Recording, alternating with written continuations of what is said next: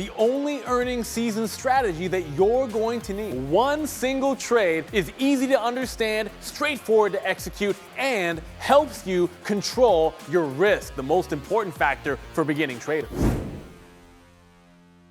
Now, earnings season only happens 4 times a year. You get 4 shots at it and provide some of the best short-term day trading, swing trading opportunities that traders will see throughout the entire trading year. Very intimidating for new traders. There's a lot to digest, a lot to understand, and a lot is on the line for risk. So before we get into that strategy, a couple of things that are very important for us to understand. Number 1, an earnings release provides a major news event for the stock and a catalyst. This means you have to be prepared for a wider range. If something you trade had a 50 cent to $1 range on a day, you can expect sometimes 3 times that, 5 times that, maybe 10 times the actual range. Adjust those expectations. Second thing, very important, a seemingly good report can still lead to negative price action and vice versa. You cannot get caught thinking the stock has to move in the same direction as the overall report. Now let's get into the strategy, what you want to see here. And remember, we're looking for something that creates a major excitement in either direction. Then you want to add a filter, the pre-market gap. Is it gapping up in the direction of the report?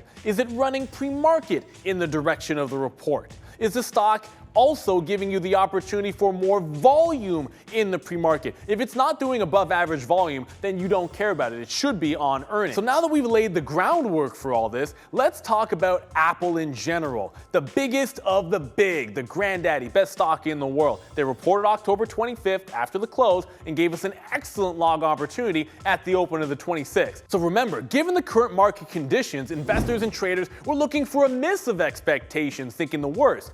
Everything resembling inline numbers or above estimates were going to be taken as a positive. Also possibly benefiting the day before from dire holiday season reports by Amazon, Apple did say its holiday quarter numbers would slide just 8%.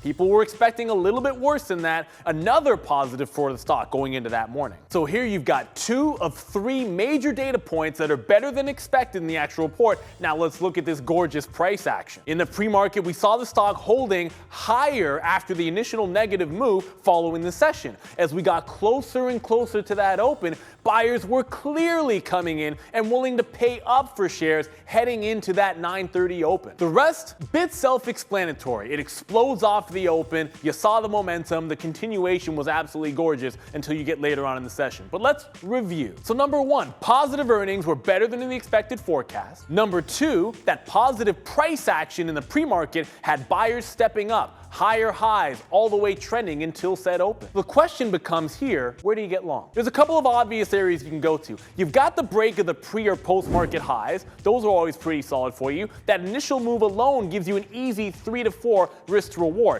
Now, if you have pre-market trading, you might want to consider getting early if they break those levels. Just size accordingly if you happen to be trading in the pre-market. So this is a plain and simple momentum trade. Once the upside momentum is gone, you look for an exit for a great win. You saw that top consolidation, no reason to get out till it breaks. So what happens when bad news is positive?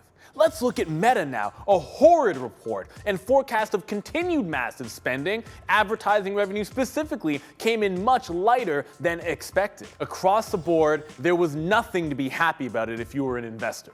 Price action, however, was not what you would typically expect. Simply put, sometimes the size of the gap in the post-market is so large that the negative adjustment to price is just too far to the downside before that open. However, if we look at extended trading hours, we have provided here a great short entry level using clear resistance levels as an out. Yes, the bigger move is going to happen there right when the port comes out initially, but we're still provided with a short trading opportunity despite that huge initial move higher when the market opens up in the following session. A ton of great information here. Make sure you always backtest your trading strategies before using real capital and sign up for our free TraderTV.Live watch list or use the QR code on the screen. We're live every day, 8:30 when the markets are open at TraderTV.Live.